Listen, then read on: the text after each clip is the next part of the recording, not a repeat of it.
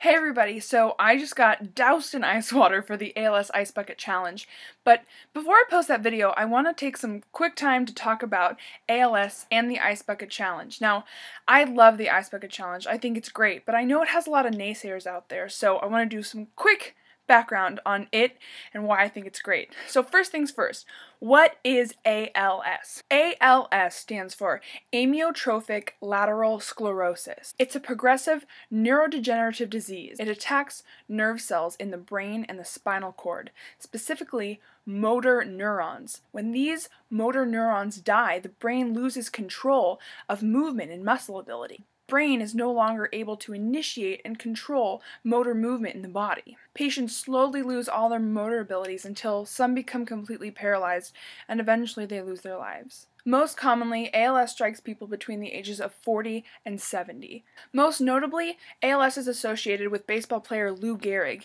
and sometimes it is even referred to as Lou Gehrig's disease. Now we get to the Ice Bucket Challenge. Another baseball player is behind the Ice Bucket Challenge. His name is Pete Frates, and he's from Boston. He was a Boston College player, and a great one, but one day he wasn't feeling very well, and he knew something was wrong, and sure enough, he was diagnosed with ALS. There's a great video on him, and he just took the Ice Bucket Challenge himself after inspiring so many people to do so. I'll put the link to that down below. If you're not familiar with the Ice Bucket Challenge, which I know some people aren't, the general gist is that you can donate money, the $100, or you can get doused with a bucket of ice water. But the great part about that is many people do both. One of the big things that critics say is, oh, these people are just dumping water on their heads to avoid having to donate. Well, even if that's true, either they donate and help the cause, or they do the Ice Bucket Challenge, post it, and somebody watches it and goes, well, what's ALS? And they go, they find out, and now you've spread awareness. Now, how much money has this raised for the ALS Association? Well, the answer is $41.8 million.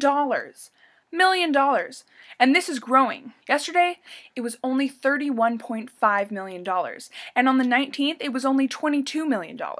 Now I say only $22 million, when in fact last year, during the same period of time, the ALS Association only received $2.1 million in donations. $2.1 million last year, and in the same period of time, it's already at $41.8 million and growing. Another big criticism that people have of the ALS Ice Bucket Challenge is that it wastes a lot of water. Well, this actually isn't the case. The Environmental Protection Agency actually issued a statement in support of the Ice Bucket Challenge. We all know California is in a huge drought, but even the higher up from their Department of Water Resources said that it's not contributing. They said that the people of California need to focus on other ways to conserve water and not the one bucket that they're dumping over their head.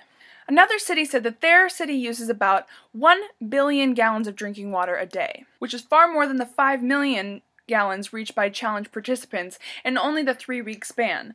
5 million in 3 weeks, 1 billion in a day. So we did some math. An average American household uses 320 gallons of water a day. Given about 117.5 million households in America, that's 37.6 billion gallons used in just one day.